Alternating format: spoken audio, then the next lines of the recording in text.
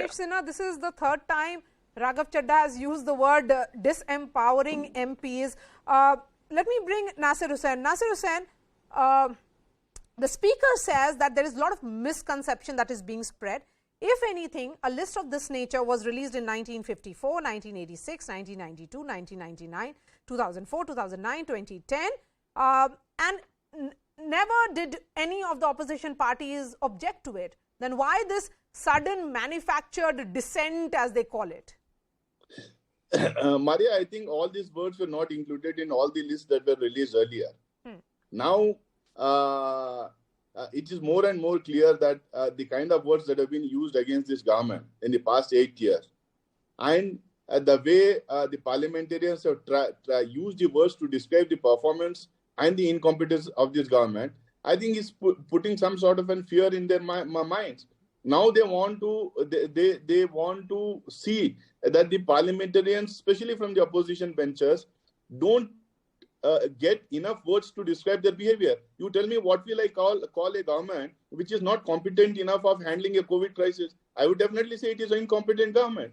So I think it is more about the fear of this Tanasha, and it is more. Mr. Rakesh Sinha was speaking about Mr. Modi becoming a global leader. It's okay, you can become a global leader, but you can't become a global leader by suppressing democracy in your own country, by suppressing the voice of dissent in your own parliament, by disempowering the parliamentarians to speak in the parliament itself.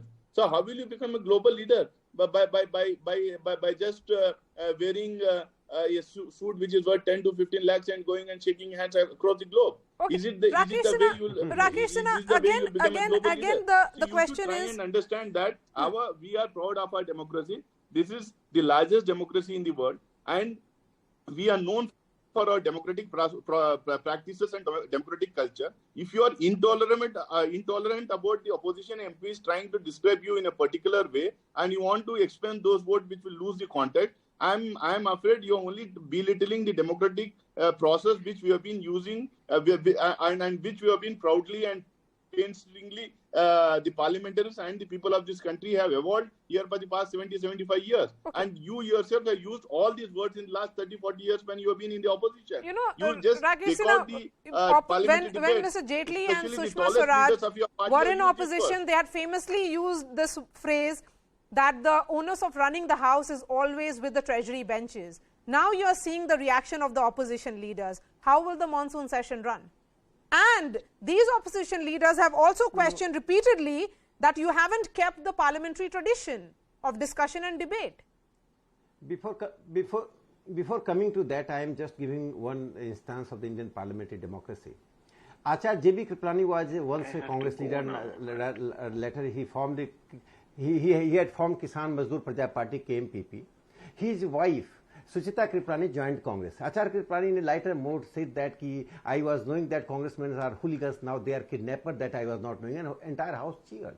So the context, had he said that Nehru is a kidnapper, congressmen are kidnappers, the way he used the term, they were not expunged. I read it in the parliamentary debates. But in the same debate, some members told someone that you are a kidnapper, you came in the parliament, and that word was expunged.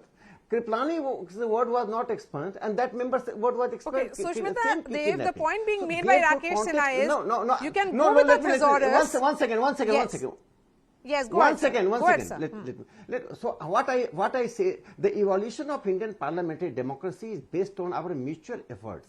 And here I think that opposition wants the privilege to break the mic, go on the chair of the chairman and shout and do all the evil things which cannot be telecasted to the people of India. You can use synonyms is what is being said by Rakesh Sinha.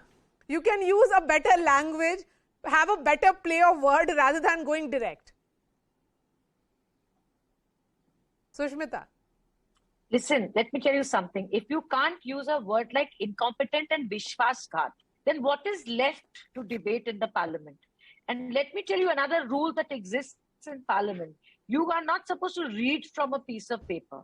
Now tell me some of the words which have been expunged by the Honorable Speaker. How do you even give an extempo? I mean, Rakesh Sinha ji has spoken many times in parliament and he knows what I'm talking about.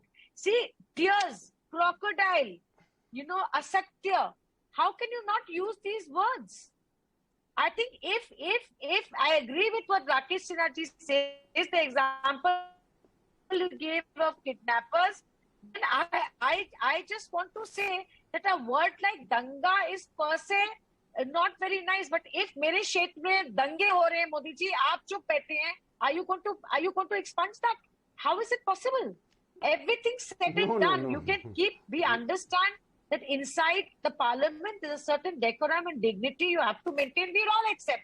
और कुर्सी तोड़ने और mic तोड़ने की बातें BJP has done enough in the past. And Naseer Hussain Saab will speak for the Congress. But what I'm saying is that I think some of the words are pointedly directed at protecting the BJP, like Jumlebaz, like Tanashahi. It is crystal clear. Okay. Tanashahi is nothing but symbolic of a dictatorial government. And I think in a democracy, you have the right to label the style of functioning of any government, doesn't matter what the context is. Okay, and this is a huge attack on parliamentary democracy. It's a dark day for democracy, and I stand by that. Okay, let me bring Raghav Chadha. Quick word from you, because yes, Raghav, make your point. How is the opposition planning to take this up? You heard from all the sides as well. Yes. I just wanted to point out to the previous speaker that even the word dictatorial has become unparliamentary. So we can't even use that when we enter the chamber. But having said that, you see, of course, the opposition, I'm very sure, is going to get together and appeal to the Lok Sabha and the Rajya Sabha Secretariat, and in particular the presiding officers of both the houses, to reconsider, scrap this list, and if at all, constitute a committee. And, somebody pointed out the word Jumla. Now, you have a situation that the word Jumla GV has been declared unparliamentary in this gag order.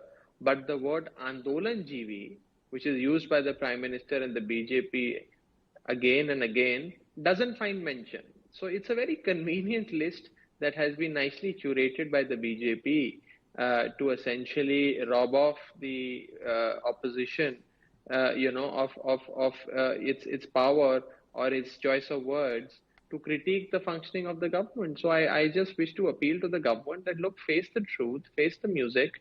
You must allow the opposition to show you the mirror, and they must reconsider this list. I'm not too sure if this list will be reconsidered. Rakesh Sinha will respond to that. But before that, Naseer Hussain, I've gone through the list and yes, please go ahead. I forgot one important thing, and to the best of my knowledge, even the media cannot report words that have been expunged from the records. So it is not just a gag order on the members of parliament. It is also a gag order on the media. Raghav, perhaps all the words that you all have used on my show, that will stay. So I think the debates from parliament will be shifting to television studios more now. Possibly, but what I'm trying to underscore is that the words which are deemed to be unparliamentary, used by a member of parliament in a parliamentary proceeding inside the chamber, cannot be reported by any reporter or a journalist. Yes. Because that is the rule. Yes. So therefore, if it is not merely a gag order on MPs, it is a gag order on in the entire media, and all of you should be up in arms. Okay.